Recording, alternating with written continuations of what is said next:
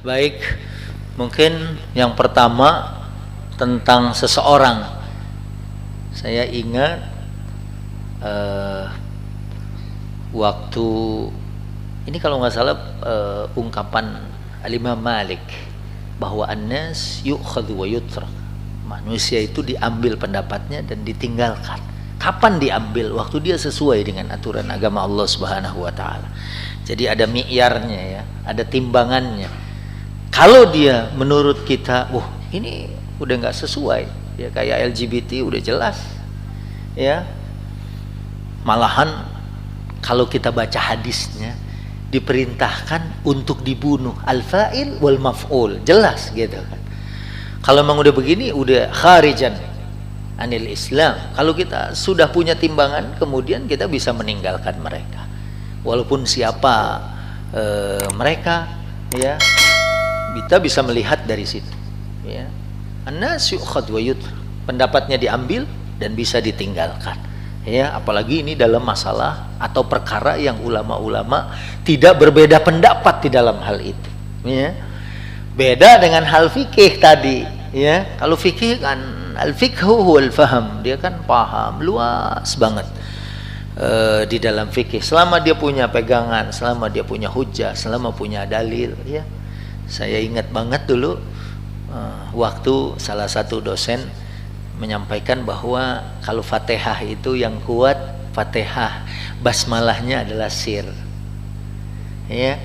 Kemudian saya bilang, Ustadz, ana urid an aqra basmalah jahran fi shalah.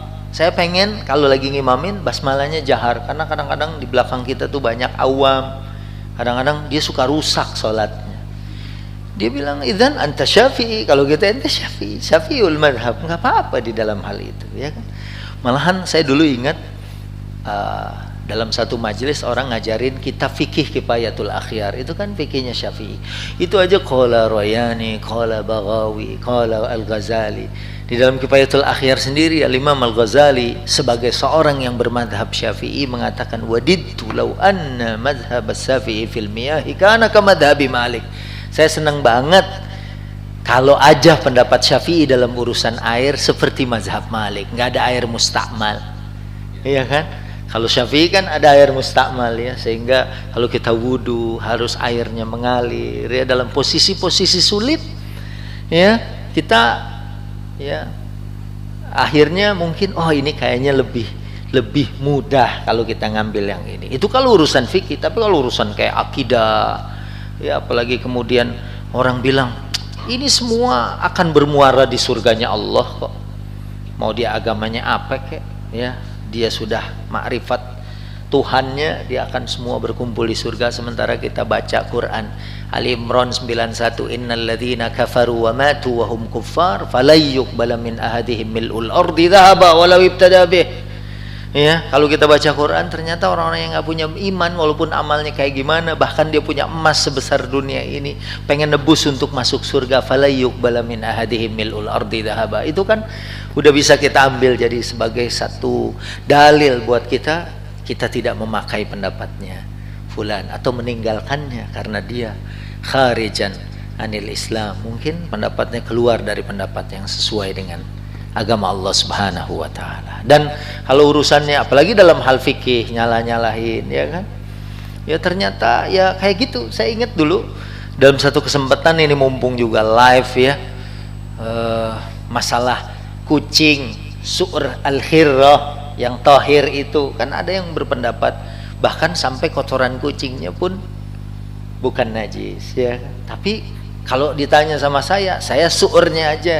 Tapi kalau yang ini saya ngambil pendapat yang itu kemudian kotorannya menjadi najis, ya. Karena yang saya tahu juga dari misalnya pendapat Hambali tentang kotoran hewan yang dimakan itu mungkin kayak ayam kotorannya, tapi kalau kucing kan nggak dimakan, ya. Udah gitu, ya, baunya juga agak-agak beda, maka kemudian saya ngambil pendapat yang ini, ya. Dan udah kita saling menghormati, ya. Gak usah juga kemudian orang, tuh kalau ada kotoran kucing taruh aja depan rumahnya, buat dia mah nggak najis gitu kan. Nah itu juga nggak begitu, ya. Dia mungkin bisa buat terapi tuh kakinya nginjek-nginjek begini, ya kan. nggak boleh gitu kan.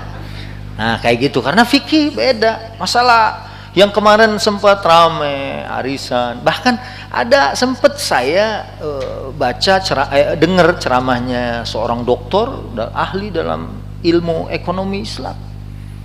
Ya, dia mengatakan haram tabadul hadaya, tukeran hadiah haram karena goror. Misalnya kan kita nih di kantor ini misalnya suruh ngumpulin beli hadiah, misalnya ada satu momen beli hadiah, dibatasi satu orang cuman boleh beli hadiah, nggak boleh lebih dari 100 juta misalnya. Ya misalnya gitu kan. Nah, terus kan ada orang yang beli cuma 99, ada orang yang beli 98. Begitu ditukar, ini kan nggak sama. Terus ada yang barangnya tidak manfaat.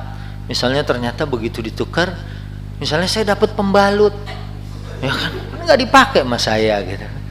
Tapi saya sempat juga ketemu sama temennya dokter tersebut di Semarang. Saya tanya, Syekh, masa temen antum mau? Enggak tuh begitu.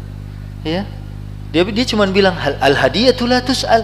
Yang namanya orang ngasih hadiah tuh nggak boleh ditanya. Ente kenapa kemarin waktu aneh walimah ente ngasihnya magic jar? Ente tahu nggak dari 500 tamu semuanya ngasih itu gitu kan? Lah kan namanya hadiah la tus'al. Yang namanya ngasih hadiah nggak bisa dipertanyakan gitu ya. Dan saya buka di YouTube gitu, ada seorang syekh di Saudi. Waktu ditanya masalah tabadul hadaya, dia jawabnya singkat. Dia bilang, hadza laisa lahu dhabit yarji' ila al-'urf. Ini enggak ada aturannya, kembali kepada kebiasaan masyarakat. Nah, tapi karena Nabi pernah mengatakan tahadau tahabu, berbagi hadiahlah kamu saling mencinta, maka ini adalah urusan yang dikembalikan kepada uruf. Ada satu ya dia memang ilmiah, sesuai dengan ilmunya, kemudian ya kita hargai dia belajar. Oh ini ternyata di sini ada goror, sementara nggak boleh ada goror, nggak ada maisir, ya, nggak boleh ada riba di situ, semua. Tapi ada yang ini hadiah nggak bisa dianalogikan sebagai jual beli, kan begitu di situ.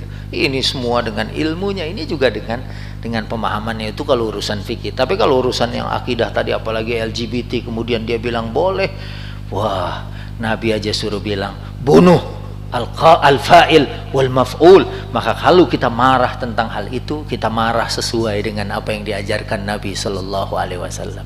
Karena Nabi juga marah. Ada orang ente nih jadi Islam bukan peramah malah pemarah. Dan Nabi juga marah kalau agamanya dicaci, kalau agamanya dilecehkan. Ya enggak? Nabi pernah ditawar sama sahabatnya supaya saat Imro'ah Makhzumiyah, seorang wanita dari Bani Makhzum mencuri, kemudian siapa yang bisa melobi Rasulullah Sallallahu Alaihi Wasallam? Dipilihlah Usamah hibbur Rasul Sallallahu Alaihi Wasallam. Dipilih Usamah, coba tawar nih, jangan potong tangan, karena ini adalah dari golongan syarifah, dari golongan wanita yang mulia. Begitu Usama bin Zaid maju pengen menawar hukum Allah, Nabi dengan marah jelas mengatakan, ini kehancuran umat sebelum kalian gitu. Lau saraka fihim ad-dha'if aqamu alaihi al-had, aqamu alaihi al-had. Lau syaraka fihim asy-syarif tarakuha. Kalau yang mencuri adalah golongan syarif, golongan mulia, kamu pura-pura nggak tahu. Tapi kalau orang-orang miskin, kamu tegakkan hukum. Lau anna Fatimah bint Muhammadin sallallahu alaihi wasallam saraqat laqata'tu yadaha. Kalau Fatimah putriku mencuri, aku akan benar-benar potong tangannya. Itu apa yang diajarkan oleh baginda Nabi sallallahu alaihi wasallam.